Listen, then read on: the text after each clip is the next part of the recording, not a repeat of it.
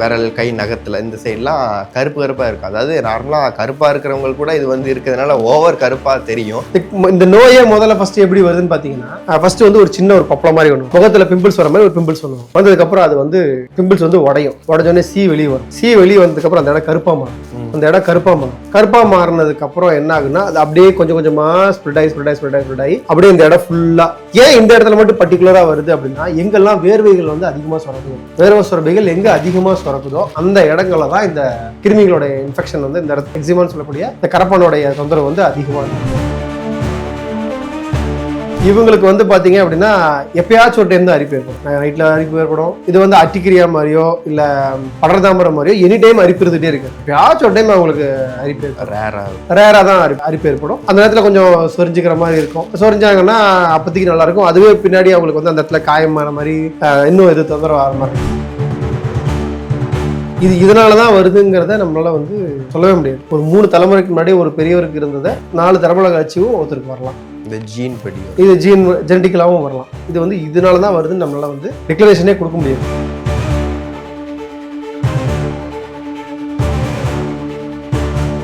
Health pulse நேயர்களுக்கு வணக்கம். இன்று நம்மோடு ஹீலர் சக்திவேல் யுவராஜ் அவர்கள் இருக்காங்க.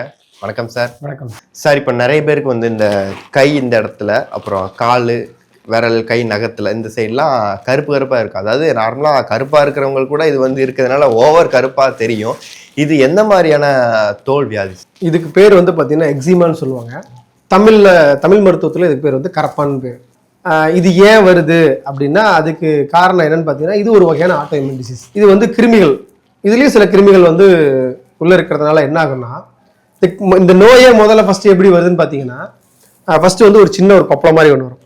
ஒரு சின்ன கொப்பளம், எப்படி நம்ம பிம்பிள்ஸ் வருது இல்லையா, முகத்துல பிம்பிள்ஸ் வர மாதிரி ஒரு பிம்பிள்ஸ் ஒன்று வந்ததுக்கு அப்புறம் அது வந்து பிம்பிள்ஸ் வந்து உடஞ்சோடனே சி வெளியே வரும். சி வெளியே வந்ததுக்கு அப்புறம் அந்த இடம் கருப்பா மாறும்.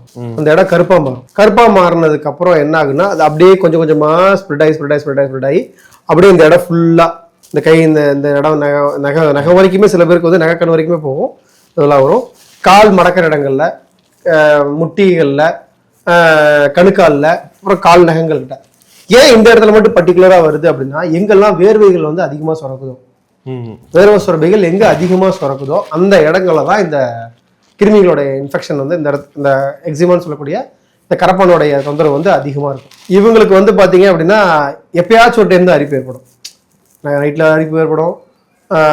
இது வந்து அட்டிக்கிரியா மாதிரியோ இல்ல படர்தாமரை மாதிரியோ எனி டைம் அரிப்பு இருந்துகிட்டே இருக்காது.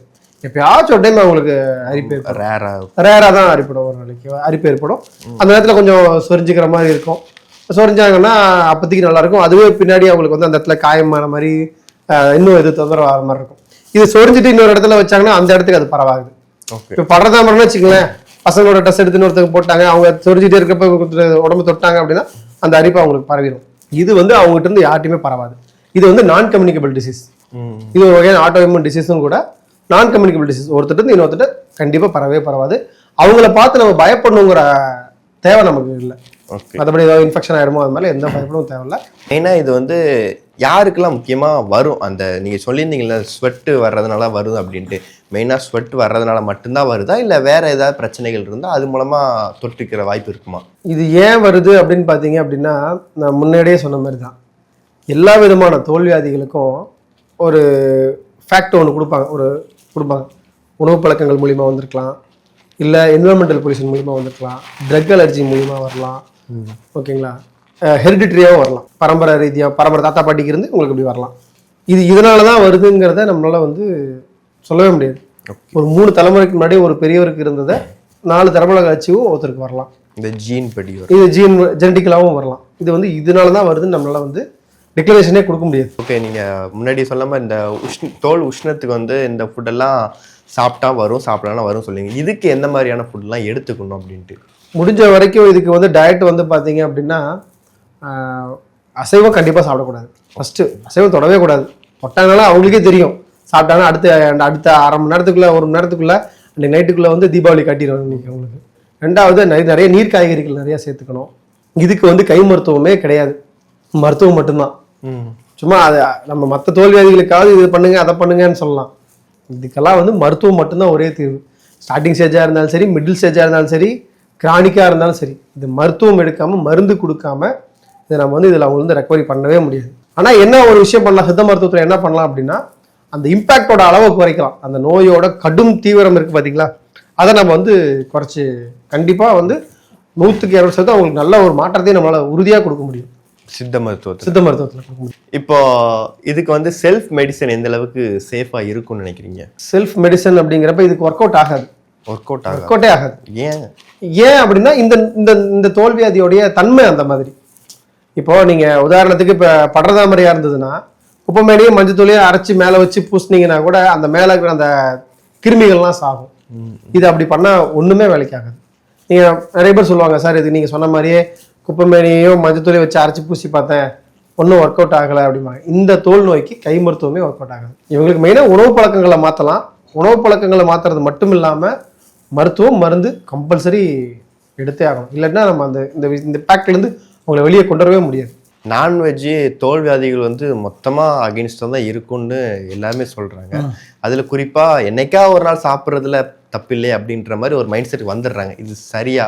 ஆக்சுவலாக தோல்வியாதிகளில் இருக்கிறவங்க ஏன் அசைவம் சாப்பிட்டா அலர்ஜி அதிகமாகுது அப்படின்னா, அந்த கிருமிகளுக்கு அது ஒரு மிகப்பெரிய விருந்தா அமைஞ்சிருது. அசைவ உணவுகள் அந்த கிருமிகளுக்கு இப்போ உதாரணத்துக்கு நீங்கள் ஸ்கூல் போயிட்டு இருக்கீங்க, லீவே விடுறதில்ல, திடீர்னு ஒரு 4 நாள் லீவ் விட்டானா இவனுக்கு என்ன ஆறீங்க? அவ்வளோதான், குஷியாயிரும். அது மாதிரி அதுங்களும் ரொம்ப குஷியாகிடுதுங்க. கடுமையான தாக்கத்தை அவங்களுக்கு இம்பேக்டை உருவாக்குது.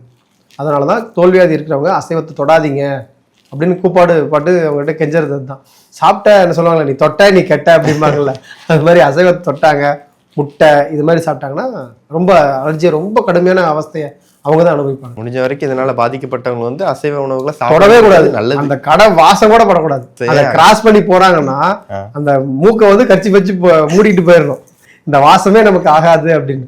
ஸோ ஏன்னா அதை சாப்பிட்டாங்கன்னா ரொம்ப சஃபர் ஆகுறாங்க. நம்ம பாக்குறோம் இல்லையா மக்கள் எவ்வளோ அவஸ்தைப்படுறாங்க அப்படிங்கிறத. குறிப்பா பிராய்லர்லாம் சாப்பிட்டாங்கன்னா, பிராய்லர் கோழி, பிராய்லர் முட்டை அதெல்லாம் சாப்பிட்டா ரொம்ப கடுமையான நோய்களுக்கு அவஸ்தைப்பட்டு ஆளாகிறாங்க. கண்டிப்பா சார், இந்த எக்ஸிமா பத்தி நிறைய விஷயங்கள் ஷேர் பண்ணீங்க. தேங்க்யூ.